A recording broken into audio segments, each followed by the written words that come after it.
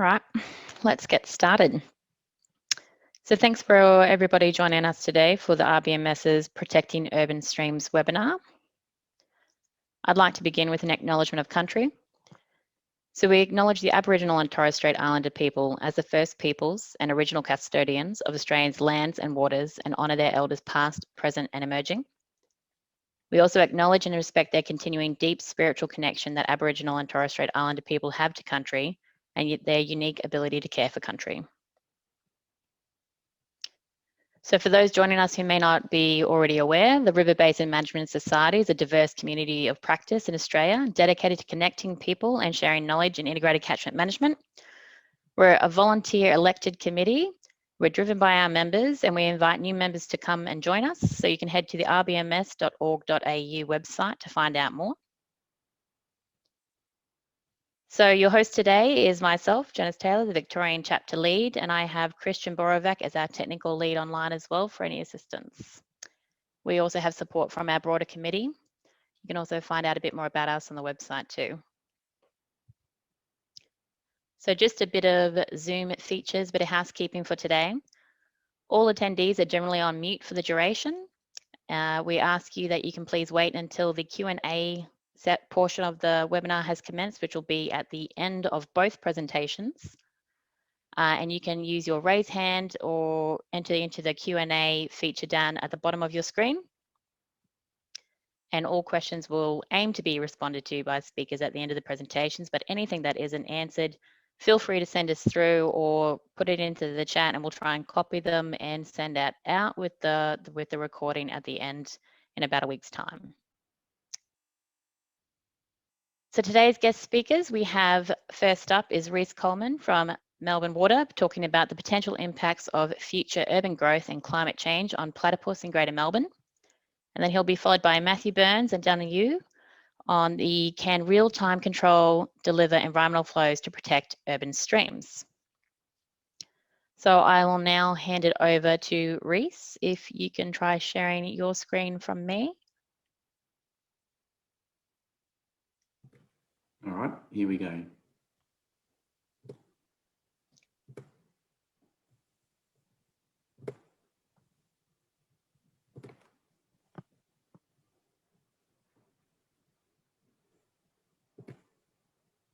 How's that, Janice? That looks great, Rhys. Excellent. All right, thanks very much. So as Janice said, I'll be talking about some work that I did with my co-authors here, Yungen Chi, Nick Bond, Andrew Weeks, Josh Griffiths, Melody Serena, Jeff Williams and Chris Walsh. So there's quite a few of us that have been involved in this work and without them this wouldn't have happened. So I'll be talking about the work that we did looking at the potential impacts of future urban growth and climate change on platypus throughout the Greater Melbourne area. And before I start, I'd also like to acknowledge the traditional owners of the lands of which the waterways of Greater Melbourne flow through and pay my respects to elders past, present and emerging and acknowledge their role as the caretakers of waterway health for many thousands of years. So Melbourne Water's been monitoring platypus in the Greater Melbourne area since 1995. So that's been an excellent data set that's been able to tell us all sorts of useful things about the distribution of platypus and population health and abundances. So originally those surveys were done by the Australian Platypus Conservancy, and then from about 2007 onwards they were taken on by CESA when APC moved down to East Gippsland. So that's our Melbourne Water Urban Platypus Monitoring Program. And if we hadn't have collected those data and committed to that long-term monitoring, we never would have noticed that platypus in the region seem to be disappearing in front of our eyes. So there's been contractions in their distribution, and there's also been the abundances have declined in many of the populations. And this was particularly evident during the Millennium Drought. So since then, some of the populations have bounced back, but it tended to be the ones that were small and fragmented that got most impacted by that drought period. So the sorts of things we're seeing in Melbourne are not unique to Melbourne in terms of declines in platypus, but recently platypus have been listed as vulnerable in Victoria under the FFG Act. They were already listed as endangered in South Australia, and there's recommendations for listing nationally under the EPBC Act. So platypus are definitely on the radar at this point in time in terms of populations declining, and there's a real keen interest now and recognition of this, that we need to do something. In terms of the impacts, frequently cited impacts are things like habitat degradation, fragmentation, which we know was important during the drought, pollution, including litter, where platypus can get entangled in litter and that can be lethal, or changes in stream flow. So we did a strategic platypus management plan in 2018 that complemented our healthy waterways strategy at the time. That was led by CSER. And this map here shows the populations across the Greater Melbourne area and how we see them in terms of how they're faring. So whether they're threatened in red, vulnerable in that orangey yellow, or resilient in green. And as well, so it's not just about the existing populations, but in a number of areas across Melbourne, such as the Upper Plenty, the Upper Diamond, Upper Dandenong Creek, we've actually lost populations. So they've gone locally extinct over the monitoring period. So this is the picture that's been painted to us, and leading into the healthy waterway strategy and thinking about, well, what can we do to try and halt and reverse the decline of platypus in the region? And as part of this, we knew that there's also some major things on the horizon that we need to think about, and in particular, urban growth. So Melbourne's predicted to grow quite substantially by 2050. And also climate change predictions are expecting that Melbourne will become warmer and drier over the next 50 odd years. So we're layering that on top of the declines that we're noticing and thinking, well, how might these major threats impact platypus, and what measures can we put in place to try and do something about it? So one way we tried to tackle this understanding was to develop habitat suitability models. So these models are able to help us in terms of being spatially explicit about habitat suitability for platypus across the entire region, and also quantitative in terms of quantifying the suitability of habitat for platypus. And it helped us to try and understand the likely distribution across the entire landscape of platypus. So not just where we've done surveys, but also predicting where we think platypus could be where we haven't currently done surveys. Helping us to understand the potential future impacts of urban growth and climate change, and importantly, looking at the combination of management actions or management actions in isolation that we think are going to be most effective at protecting platypus in the face of climate change and urban growth. So we developed two models for platypus. They're presence-absence models only, they're not about abundances. And we developed models for the males and females combined, and the female platypus only, given that they tend to have more stringent habitat requirements and feeding requirements. So basically, this is an overview of how habitat suitability models are built. So we combine the biological data, in this case, the platypus survey data since 1995, with environmental predictors that we have across the landscape. So things that we think are relevant to platypus ecology and distribution, but also management. And we combine that information to do the modelling and think about what sort of environmental conditions do we have where platypus are present and where they're absent, and then make predictions to the rest of the region based upon those relationships between the predictors and the likelihood of finding platypus. So in terms of building these models, we were very lucky to have the long-term data set that I mentioned. So we had data from 609 sites and over 2,500 FICEnet setting records. So that's a really great data set. So we used that to build the models in the first place. But then we're also fortunate to use some of the data since 2009 to try and validate those predictions of where we know platypus occur. And also an independent data set using environmental DNA that we've been developing over recent years. So that was from 330 sites across the region collected more recently. In terms of the environmental data, we broke up the Melbourne water world into these 8,233 reaches, stream reaches. So typically they were around about half a kilometre long. So the kind of reaches that are relevant at a management level. And then we map the environmental predictors to these reaches. So predictors that are ecologically relevant, able to portray management actions that we currently do. And also importantly, that these predictors, the data is available for the entire region. We can't use data that's patchy and only for small areas of the region. We need the sorts of predictors to be available region-wide for this to work.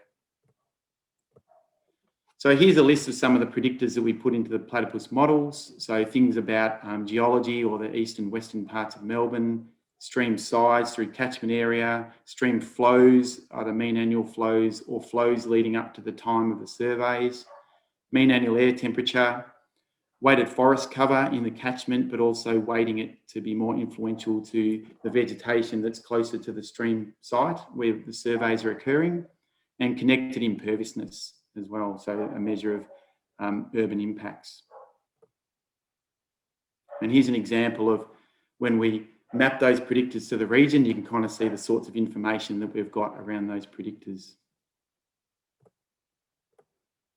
So the model, the habitat suitability models, spit out these sorts of these graphs, and they tell us basically the relative influence of each of the predictors that we've got in the models. And they also tell us something about the relationships between those predictors and platypus habitat suitability. So we can look at these and go, well, do they make sense as part of the validation of the models as well? But essentially what these models are telling us is that platypus prefer larger catchment areas, streams that have higher mean annual discharges, cooler temperatures, higher forest cover and low catchment imperviousness.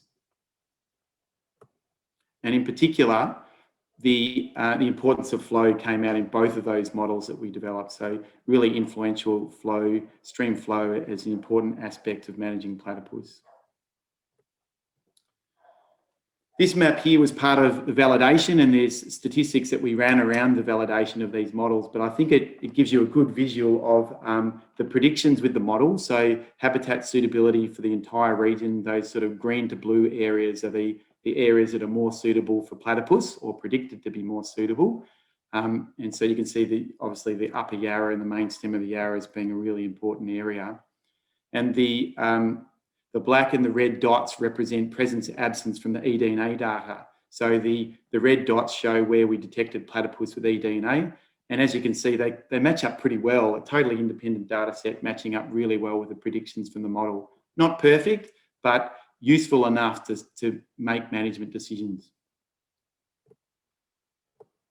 So the types of scenarios that we ran, so to explore the impacts of urban growth and climate change over the next 50 years, and then relating that to the management actions. So we did some scenarios that were management actions in isolation and combination. So the first was looking at putting riparian revegetation 20 metres either side of all the waterways across Melbourne, so RV20. Disconnection of urban stormwater runoff in existing and new urban areas, so totally dealing with the stormwater problem across all of Melbourne or just in the new urban areas alone. And maintaining current stream flows under climate change so that climate change is warmer but not drier. And we compared all these management actions to a business as usual future. So we would expect that under climate change and urban growth that the habitat suitability would decline over the next 50 years. And then we compared these management actions to say, well, how do they improve habitat suitability compared to that business as usual future? So we produced these difference maps, or actually I'm not there yet. So this is the current habitat suitability across Melbourne. So the dark green areas are the more suitable areas for platypus. And this other map on the side is what we predict the habitat suitability will be like in roughly 50 years' time under urban growth, boundary development and climate change. So the mean annual air temperature increase of 1.5 degrees and 25% stream flow reduction at the mouth of the Yarra, which is then applied to the entire region. So as you can see, under the business as usual future, there's substantial contractions in habitat suitability across the region. Certainly the Yarra and Maribyrnong don't look good at all. There's major contractions in the stronghold, the Yarra catchment, so particularly in those middle areas like the Woorayallock catchment. and the upper Bunyip system in the Western Port catchment, you can see substantial contractions there. So it doesn't paint a good picture under a business as usual future, but there is some good news.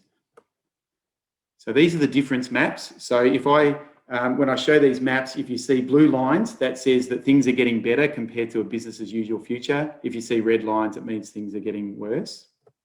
If it's white, then it's no difference. So this particular one is sitting under my, can't quite see all of it, but I think this one's the RV20 scenario, where we're revegetating all across Melbourne. And it shows us that there are some benefits, not heaps, but there's some benefits, particularly to the main stem of the Yarra and the Bunyip River systems, and possibly the upper Maribyrnong. This SW1 is about disconnecting all the stormwater impacts in new and existing areas over the next 50 years. And as you can see, it's actually not making a lot of difference other than the lower Werribee and the lower Yarra main stem. So not a huge difference to platypus distribution from managing stormwater on its own. However, when we try to protect and manage stream flows under a changing climate, so it's warmer but it's not drier, we can see actually some really substantial improvements, particularly in the Yarra catchment and the upper Bunyip areas. So that tells us that that's, if we were to do one of these scenarios, that's likely to be the most beneficial. However, when we start combining revegetation with stormwater management and flow management, things start to look much, much better.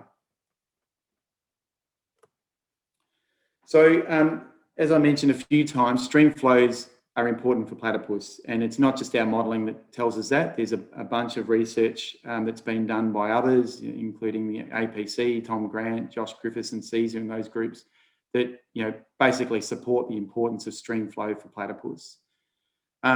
So in terms of managing stream flows for platypus going forward, then it's not just about managing the mean annual flow like we had in our models. We need to get more sophisticated about managing flow components for platypus. So really thinking about those important parts of a flow regime and targeting those. So we did some work, so Melbourne Water commissioned some work through our eFlows team, through Jacobs, APC and Caesar to think about the flow requirements for platypus. And they came up with this stylised, this is not a real time series of flow, it's a stylised time series or a conceptual time series about the kind of flow components that are really important for platypus and how they relate to things like feeding behaviour, breeding or juvenile behaviour. So what I guess we're particularly interested in are those high risk flows, the flashy flows that might affect juveniles in burrows and during feeding, and also those extreme low flows. So they're the sorts of things under a changing climate that we need to be particularly mindful of.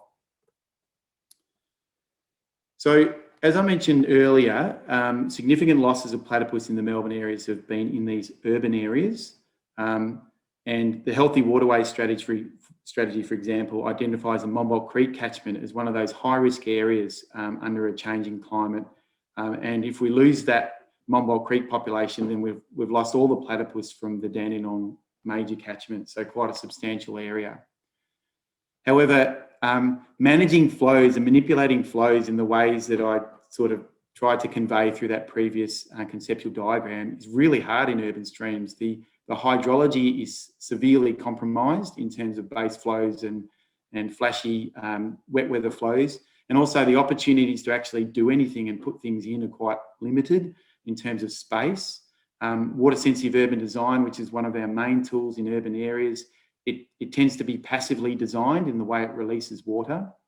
But what we really need is some sort of active flow releases that really target flow components. And so this is prepping you for Matt and Daniel's talk, flowing on. So this is setting the scene. So what we need are innovative solutions for active flow management for aquatic animals. In this case, for Monbulk, it's platypus, but other animals in other areas. And we believe now that there's some emerging technologies that are likely to make this really possible and feasible. But it's going to require us to work in terms of strengthening partnerships across water utilities and local government, but also there's a role for the community to play here, and we'll hear more about that from Matt and Daniel. So in conclusion, We expect under a business as usual future with urban growth and climate change that there will be extensive reductions in platypus habitat over the next 50 years.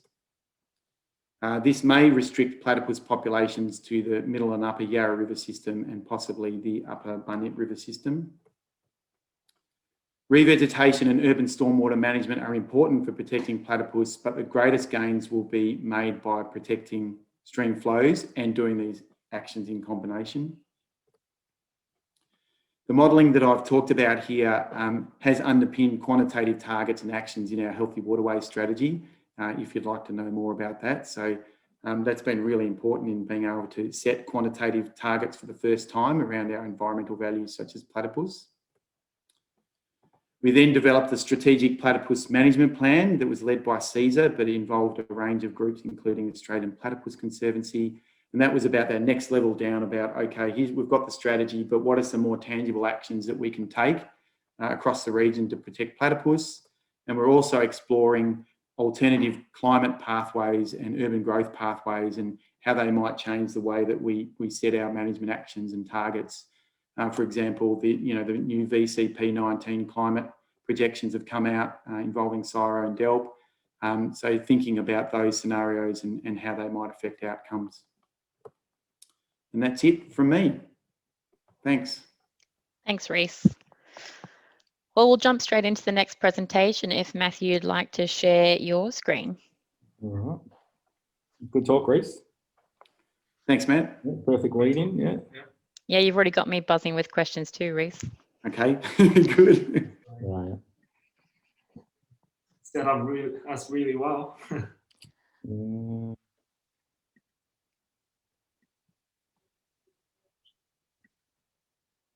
Is that working okay? Yep. I'm just... So hi, everyone, and thanks, Janice, for giving us the opportunity to talk to everyone today. So I'm here with Daniel Xu, colleague at Melbourne Uni, and we're going to talk to you about a new research project that we're starting this year. And it's all about this idea of using real-time control technology to deliver environmental flows to protect urban streams. It's a project that we're working with Rhys with Melbourne Water, but also Yarra Ranges Council, Southeast Water, the local Monbulk community, and the Australian Research Council are also putting in some funds to fund the monitoring and the sort of part of the research side of things. So as Rhys was mentioned before, if you look at all urban streams around the world, especially in places where stormwater and wastewater are managed separately, most urban streams are ecologically degraded. And the main reason that these streams are degraded is because of the way stormwater is managed, and particularly linked to conventional stormwater management approaches, and that is to try to get the stormwater as quickly as we can from our roads and our roofs into our pipes, which ultimately convey this water to our urban streams. And managing stormwater in this conventional way causes big problems to flow regimes, as Rhys was talking about before. So our urban streams tend to have much flashier hydrographs, higher peak flows, shorter recession, very little base flow because of reduced infiltration. So big changes to flow regimes, but there's also a whole range of other impacts as well. You can see this in this horrendogram, we often call it, but big changes to water quality, channel form, so a lot of you here will be experts in that. And these different stresses ultimately have impacts to biota, impacts to ecosystem function. All these stresses can be all linked back to the way we manage stormwater.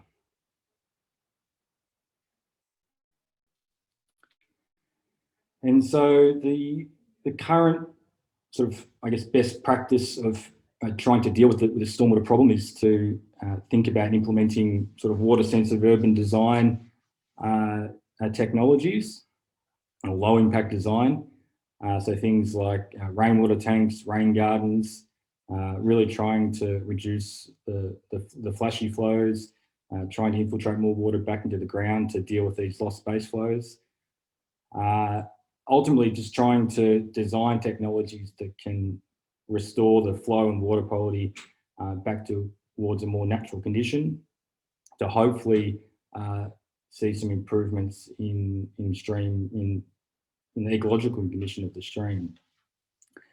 So worldwide, there are a few attempts of groups of people trying to restore the health of an urban stream by implementing these stormwater control measures all throughout the catchment to try to see an improved condition.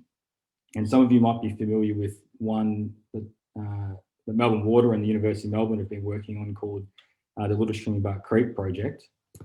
And in this project, working out in a small catchment in Mount Evelyn, I think so far the project's implemented 400 or 500 stormwater control measures to try to restore the flows and the water quality towards a natural condition and hopefully see improved stream ecological condition.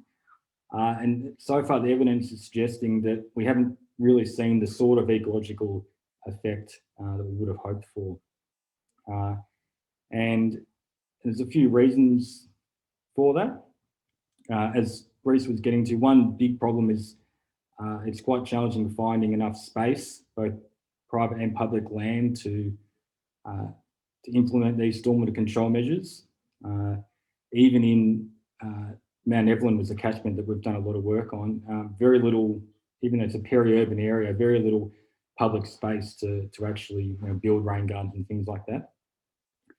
Another big problem is it's really difficult to find enough demand for stormwater harvesting. So if we look at the urban water balance, there's just so much stormwater that we really need to be harvesting and using to try to get the water balance looking anything like the natural condition. And it's really hard to actually find enough demand for that stormwater. Another issue with the way we currently implement water-sensitive urban design is that a lot of these systems currently are passively operated and they're not sort of coordinated. So if you think about a rainwater tank that's currently full, you might know that there's a big lot of rain coming, but because it's passively operated, you can't do much about it. And another issue is the poor maintenance of passively controlled stormwater control measures. So again, our experience down at Little Stringybark Creek catchment found that around 1/3 of the rainwater tanks that we implemented weren't being maintained. If those same tanks were, say, actively monitored in real time, then we could address why they're not performing well.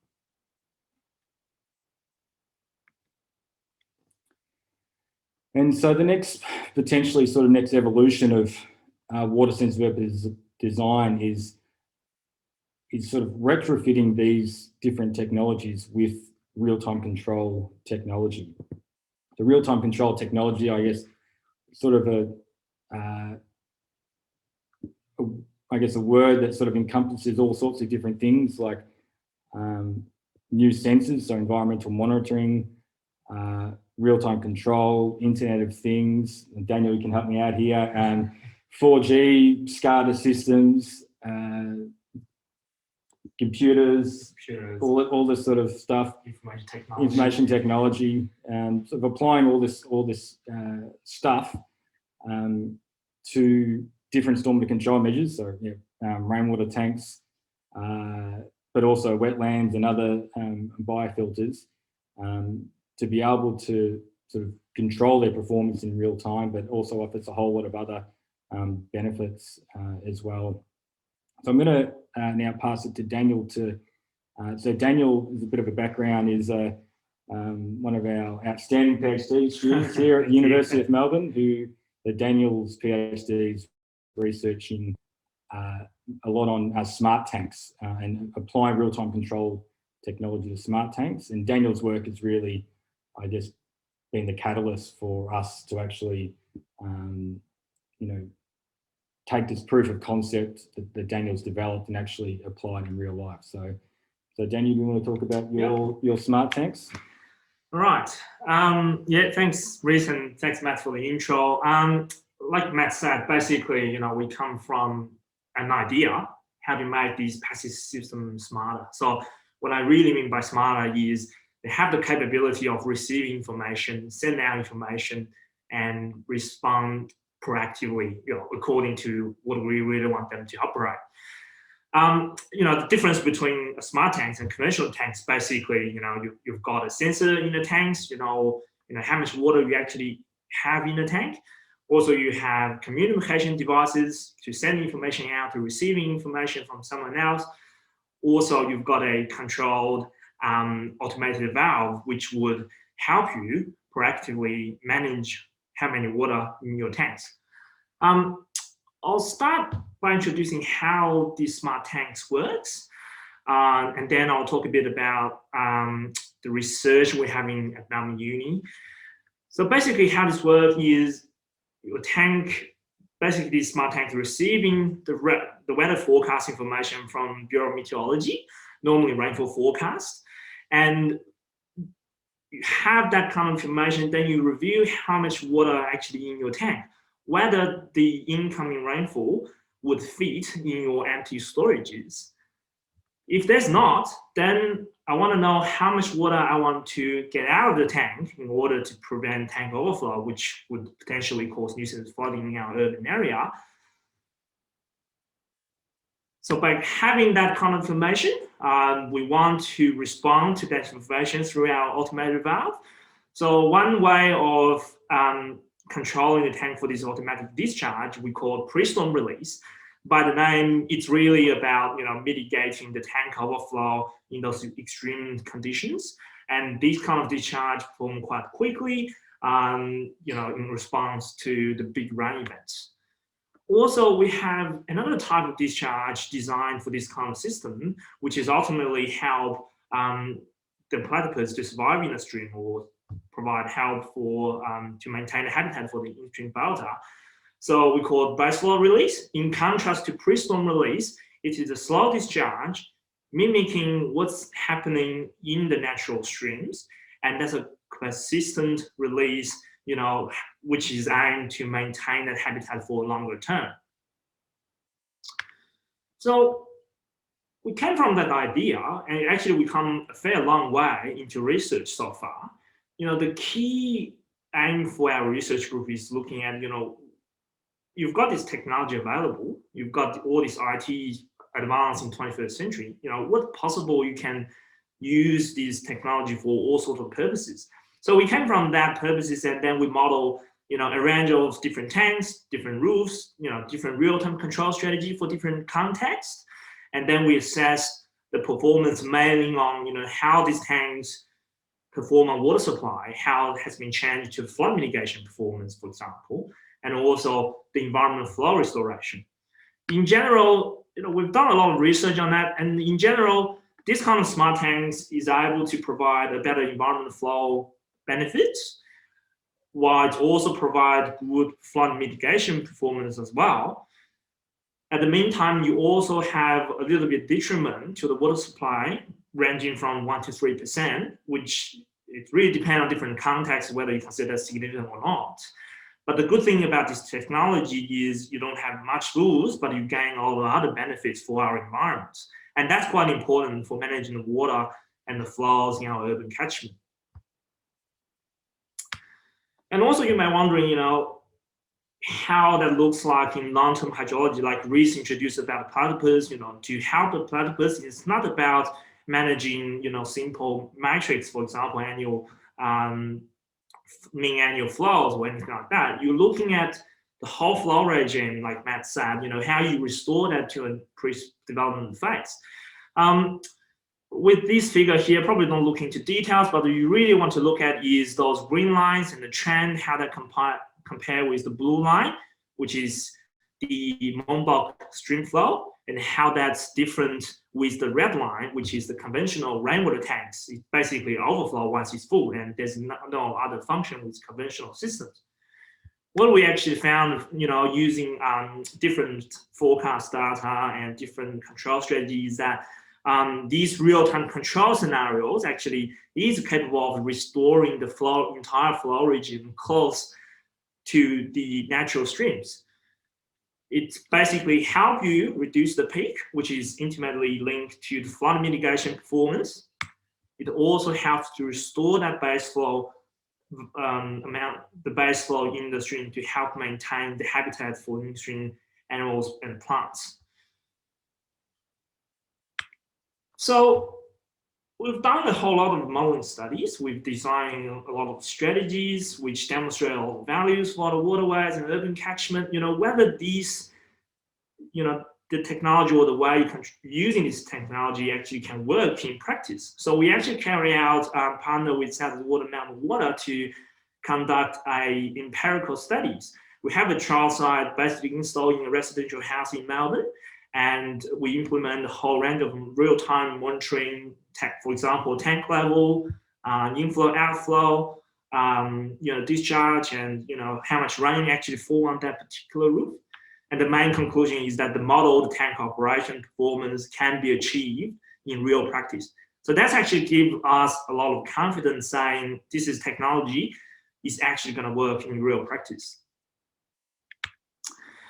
And I guess this is probably linked to what Matt is going to introduce in the mobile catchment. So we've got a really good understanding of the size scales, and this technology really gives great value at size scales. Whether this value can be taken out of the size scale into the catchment scale, whether different tanks in different space of the catchment can talk to each other, can they have a great teamwork of collective goals? So we actually developed novel algorithm in order to let multiple systems to collaborate together. And one main finding in that studies is it able to deliver a synergy benefits in restoring the environment flow while there's no change in flood control and water supply performance. And that's actually very interesting because currently, the 1 + 1 is bigger than 2, it's not equal to. And I guess the good thing about this technology is they have so many potentials to dealing with a range of problems. It's adaptive in a way that you can tailor to different contexts. So, in our studies here, we demonstrate key value for the platypus, but this technology could easily apply to any other values, and we have been testing in other scenarios. I'll just give an example about what are the other values you could use. For example, if you dealing with the flood mitigation in the urban area, for example, a fisherman's ban, it might be able to provide the similar kind of synergy benefits into that.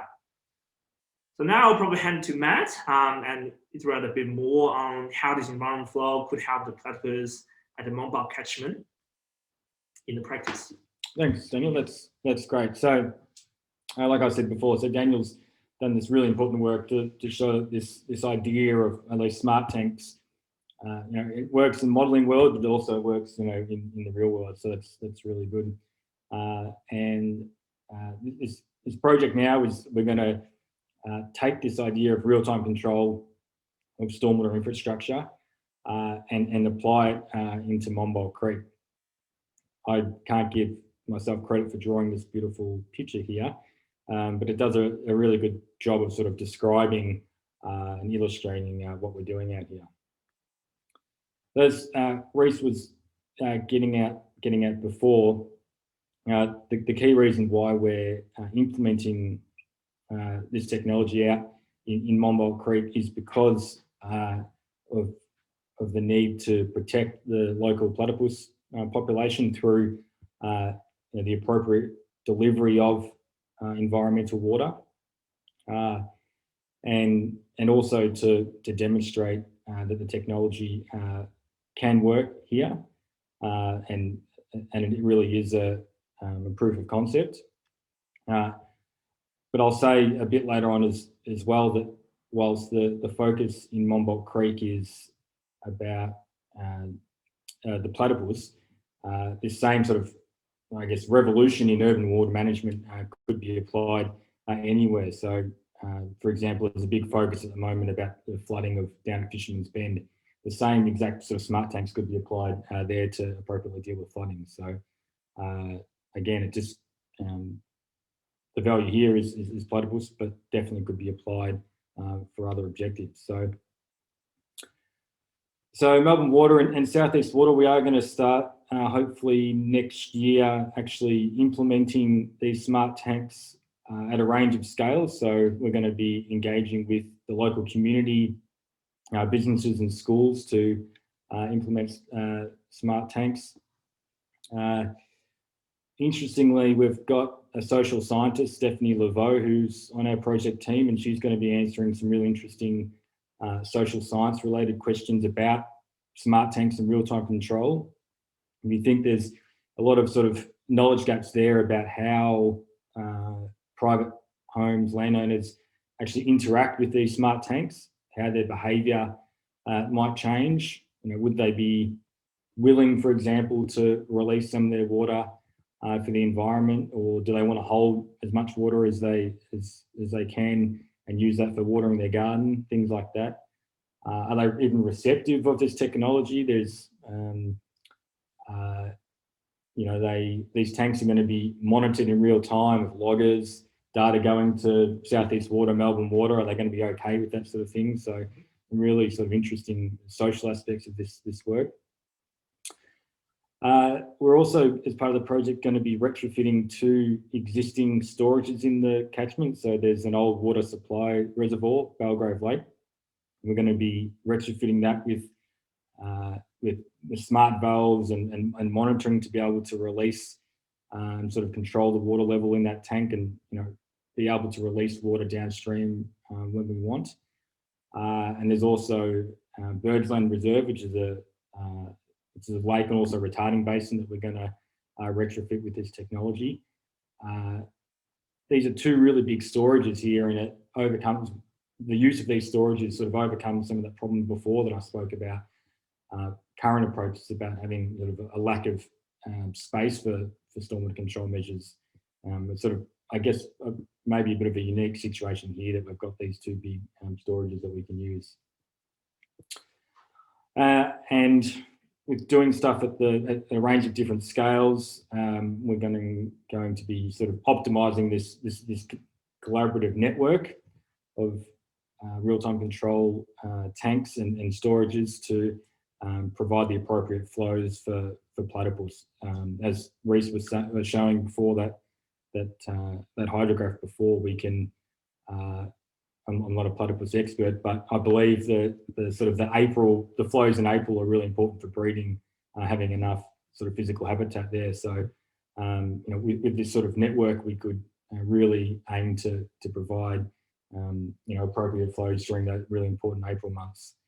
And as part of the project, Rhys is going to be actively involved in sort of monitoring the ecological success of what we're doing. And as I mentioned before, of course, the focus here is platypus, but this same concept could easily be applied if flooding was important or certain other geomorphic flows, etc.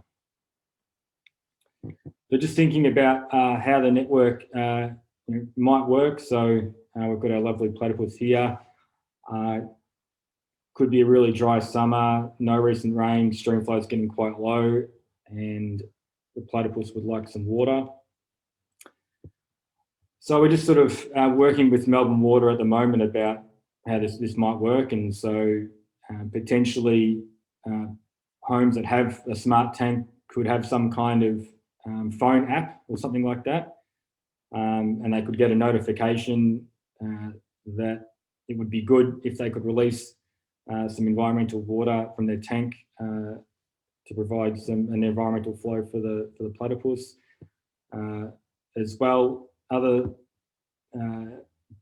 people or organisations in the catchment could also get a notification, so a council building or a school. And then we could sort of actively then sort of release appropriate flows downstream. And just sort of also thinking about, and this sort of introduces potentially new incentives or markets for, trying to get homeowners to actually deliver water. So if someone does release water, could they potentially get some kind of credit off their water bill? Because we're working with Southeast Water, and we still need to sort of think about those sort of different markets, but a whole range of different things are possible. And this is really a good test of public-private stormwater management all in one, which is a pretty unique aspect of the project. And so also part of that is that these tanks that we are going to be implementing, I guess we haven't worked it out, but they could be owned by Southeast Water, but they're on private land, things like that. So some really interesting things to think about there. And of course, the important point is that the way this whole network is going to be controlled is going to be sort of optimizing using some fancy algorithms and things like that, because whilst we still want to deliver appropriate flows to platypus, we need to still manage the stormwater, the flashy flows, still guarantee some water supply, things like that. This is basically what I was just saying before. So we're going to be working with a group also here at the University of Melbourne who are sort of experts in optimization to really try to make best the water in different tanks at household scale, these two big storages, water levels there. How can we sort of manage all that water to provide the best outcomes for platypus, for flooding, water supply, the flashy flows, all that sort of thing. So, and that's about it. So if you've got any questions, fire away here, or specifically want any detail about, say, some of the work that Daniel's presented, we can send you the papers or whatever and things like that. So. That's great. Thank you so much for that, Matt and Daniel. I will just bring up this screen for the Q&A section. And I'll head into the Q&A now and we'll see what we've got in here. I am buzzing with questions. This sounds like a very interesting concept, and like it would actually have a large requirement for a lot of partners, public and private, and a lot of different things to interact and talk to each other, and a lot of algorithms and programs. So first question I've got in here, and don't forget you can also ask questions for Rhys's project at the very start. So we've got, oh, that's my audio is not working. Yes, this recording will be made available. We'll aim to have it out in about a week or two, and that'll be up on the RBMS YouTube page. So we'll send out an email to anybody who has registered for this event. And then it'll also be released in about 6 months' time if there's anybody who wasn't able to make today's viewing. Mm-hmm. Andrew Sharp here, he's got a question first up for Rhys's work suggested that better urban water control would have little effect on platypus, and that the main risk was overall reduction in stream flow due to climate change. That seemed to reduce platypus in areas that are not really heavily affected by urbanisation. While there are likely to be many benefits of better urban water control, i.e. to reduce flashiness and increase base flow in areas that have significant urban development, I'm keen to hear how you think that will affect the platypus problem identified in your initial modelling work, given the main effect seems to be stopping overall stream flow reductions due to climate change, not urban development. Rhys, feel free to read that because I just spoke a whole lot to you. Yeah, thanks, Andrew. That's a really good question. So in terms of the Monbulk project and platypus, we are mostly concerned about reduction in stream flows under a changing climate. So that's the primary problem we're trying to solve for platypus in that catchment, and the modelling suggested that would be a worthwhile pursuit to try and protect them. So what we're trying to do then is, where do we get the water from? Well, that's why we're trying to look at harvesting it from the urban storm water from off streets and off council buildings and people's properties. And also using we've got the luxury of some urban storages, Belgrave Lake, the Monbulk Creek retarding basin storages, to then provide flows for platypus. So that's the primary purpose about doing the stormwater management as a water supply. However, it's likely to have additional benefits, as we saw in the modelling, that if we do combined actions with revegetation and stormwater management, the combined effect of these actions is likely to be quite significant.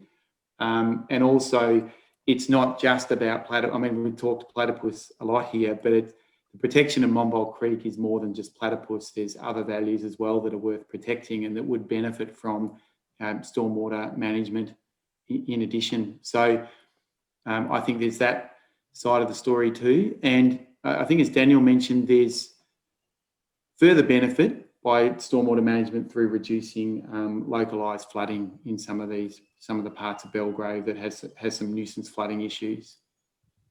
I hope that answers your question, Andrew.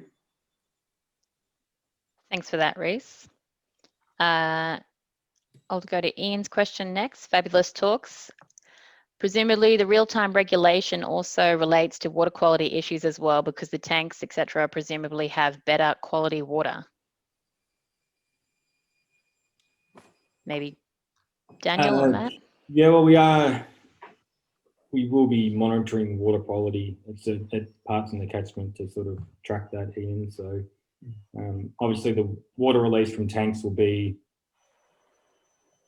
of a good quality anyways, but probably something to maybe think about in terms of the quality of water release from some of these storages. So that might be something worth considering. So, but I would think certainly, yeah, the water that these tanks are primarily only going to be collecting roof water, and so the water release will be of a pretty high quality anyway. So. He's also got, floods have so much Q relative to the size of these tanks and stores. Could it really make a difference? Well, I guess it will make a difference if we can get enough tanks implemented. But I guess Daniel's work has shown that these tanks that are equipped with the real-time control technology, can have a pretty good impact on. I think I'll just give a kind of general results from our paper. So basically, these smart tanks is able to provide. So if you provide the same level of performance of flooding, you probably only need half size for smart tanks, and that's also depending on different scenario, different climate, conditions you're actually testing. But the general conclusion is, if say 5 kiloliter tank, conventional tanks achieve X amount of flooding mitigation, then you probably only need 2.5. So you actually half the size you actually need. So in a way, if I say this in another way, which means smart tanks actually perform better flood mitigation performance than conventional tanks. And like Matt said, most importantly, you wouldn't count a 1 kiloliter tank dealing with 10 cubic meter water. It's relative to how much flooding performance we have in that local area, and then think whether we need enough kind of storages to dealing with it.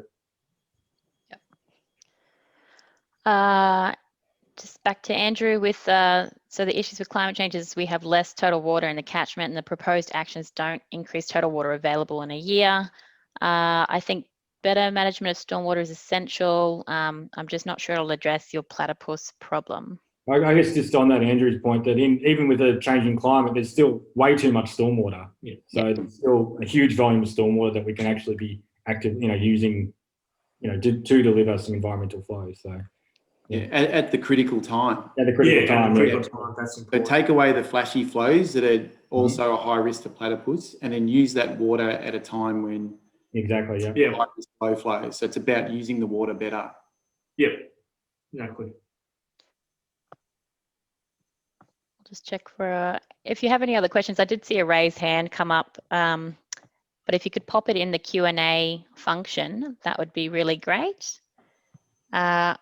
Just for you, Rhys, as well, I was thinking recently about when I'd read about some of those point source pollutions affecting the Yarra, and how that would obviously affect the water quality in the system.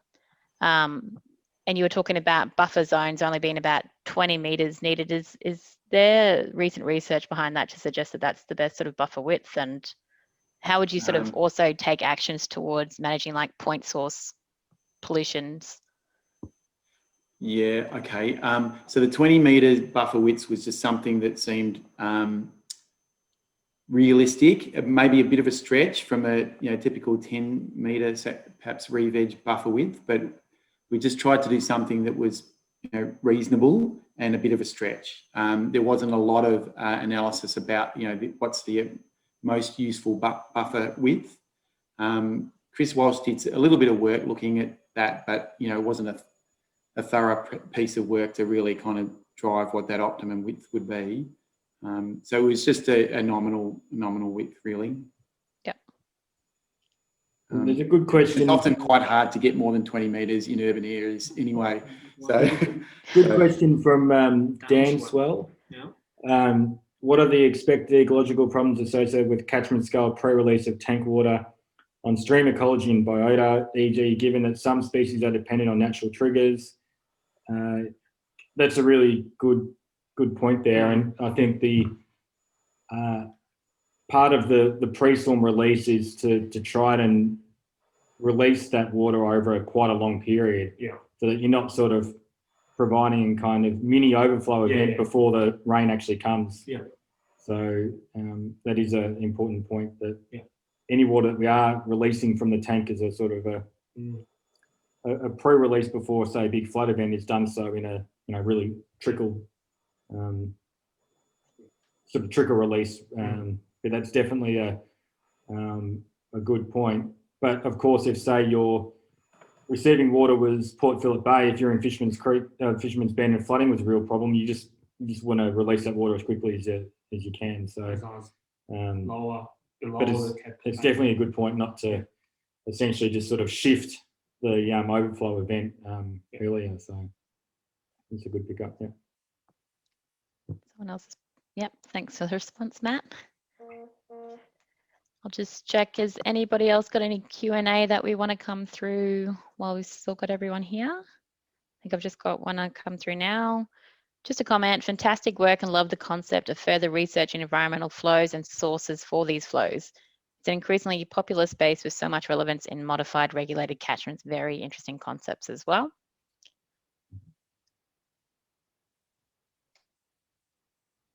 Did anyone else have any other questions that you wanted to ask Rhys, Matt, or Daniel at the moment while we've got them? Otherwise, feel free to send them through after the webinar as well, and we can send them off to you guys to respond to in due time, if that's also okay. Yeah, that's good. Yep.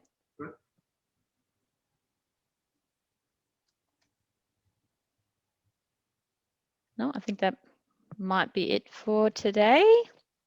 Thanks a lot. All right. Awesome. All right. Well, I'll just let everybody know before we close off as well. If you haven't already registered, the 10th Australian Stream Management Conference is coming up this August. So you can head to 10asm.org.au. And the latest RBMS streaming podcast is out now with episode 4 with an update on bushfire recovery and how our aquatic species are faring. But I'd like to thank Matt and Daniel and Rhys for joining us today and sharing with us your knowledge and your research in this area. So really fantastic, really great ideas, and really looking forward to seeing how they progress and sharing that with the rest of the Catchment Management Authority and groups out there.